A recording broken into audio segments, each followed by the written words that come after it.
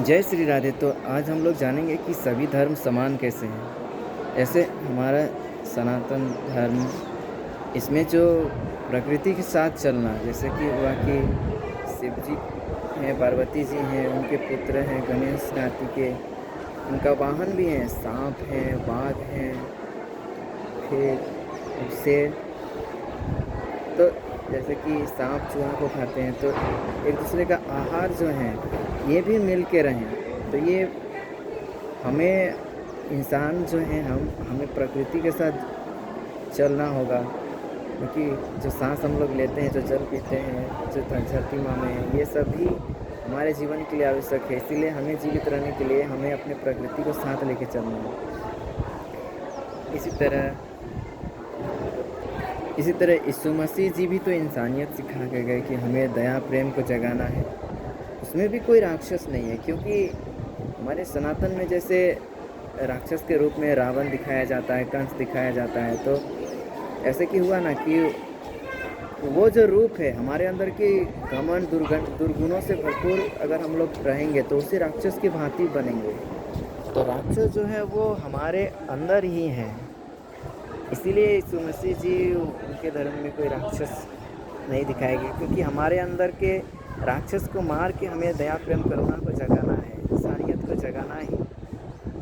फिर अल्लाह जी, उन्हें जब ज्ञान की प्राप्ति हुआ तब वे मूर्ति पूजन पे बाधित किए, तब उनके साथ अनेक बाधाएं आई, क्योंकि ईश्वर जो है वो मूर्ति रूप से हमें उस स्वरूप तक पहुंचाती हैं।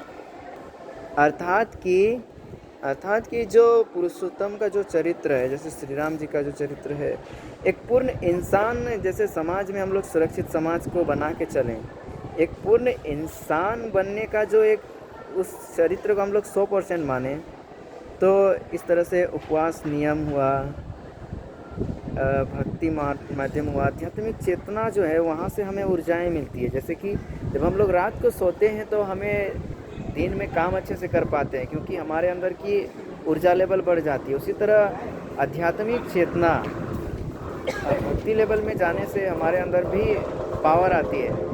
जैसे कि अजान जो होते हैं सुबह में, दोपहर में, फिर शाम में,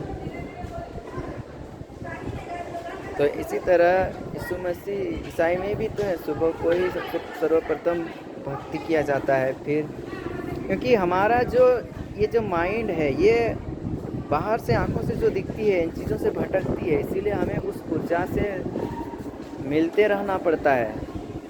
उसी तरह हिंदू में भी हमें मंदिर जाना है, हमारे उस ऊर्जा से हमें शक्ति मिलती है। उस शक्ति को हमारे अंदर अगर बनाए रखें तो हमें उस चीज़ से जुड़ते रहना होगा।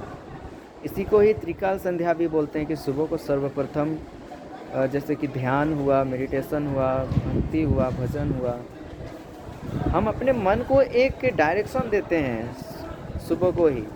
जैसे कि होता है ना कि सुबह को अगर रास्ता बिल्ली रास्ता काट ले तो बोलते हैं अशुभ होगा। वो हमारे मन की चेतना है कि हम सुबह में माइंड सोने के बाद इस माइंड को जो हम लोग दिशा देंगे उसी तरह से पूरा दिन ढलेगा। तो इसीलिए कि हम लोग सुबह को ही एक पॉजिटिव माइंडसेट बनाने के लिए सबसे पहले ईश्वर अल्लाह भगवान का भजन करें, उनका ध्यान करें, फिर दोपहर के टाइम, फिर शाम के टाइम, इस तरह से हम हमारे अंदर के दुर्गुणों को कंट्रोल करके एक इंसान के रूप में बना जा सकता है।